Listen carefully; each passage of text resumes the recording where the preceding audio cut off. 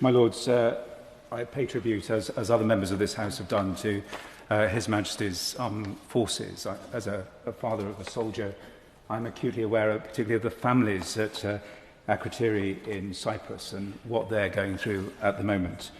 I'm sure they're being well supported by chaplains that serve in the armed forces, just as many of the communities in the Gulf will be being supported by Anglican and other denomination chaplains serving in the Diocese of Cyprus and the Gulf.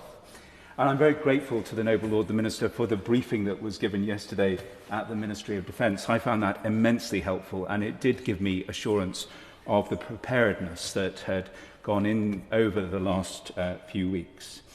But when we all focus on one conflict, we tend to take our eye off the ball of other conflicts. And I'm very worried about what is now happening in Ukraine, and I'm sure we're still as committed to supporting the people of Ukraine, but also concerns elsewhere. And I'm hearing increasing reports of Israeli settler violence against Palestinians in the West Bank. 6 Palestinians were killed by settler militia armed by the IDF in the first week of the war with Iran. In Kayat, 2 brothers were killed a week last Monday and 3 others were injured simply because they were trying to protect their olive groves.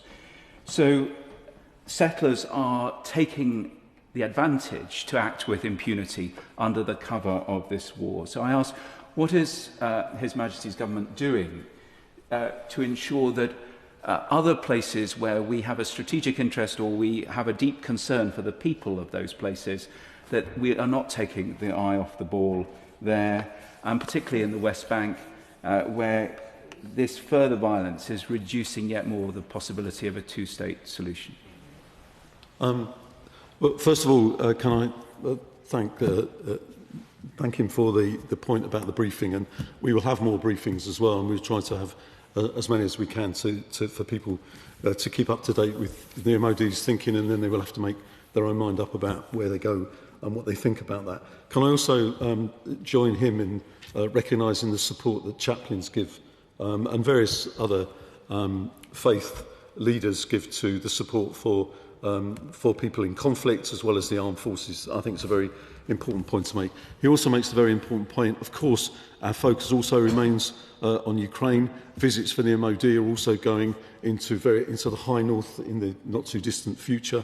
So all of that is going on. But he also makes the point, and just let me say that of course our focus at the moment with respect to the Middle East is on Iran, but that isn't also the fact that there are continuing issues with respect to Gaza, with respect to the West Bank, and tomorrow I'm seeing the Lebanese ambassador to talk to them about some of the issues that are occurring with Israel and the south of Lebanon and Hezbollah. So it's quite right to say that, and we'll continue to work with others to ensure that these other conflicts, these other problems, whilst they may not be getting in the headlines, are not forgotten in the fact that they need to be resolved as quickly as possible.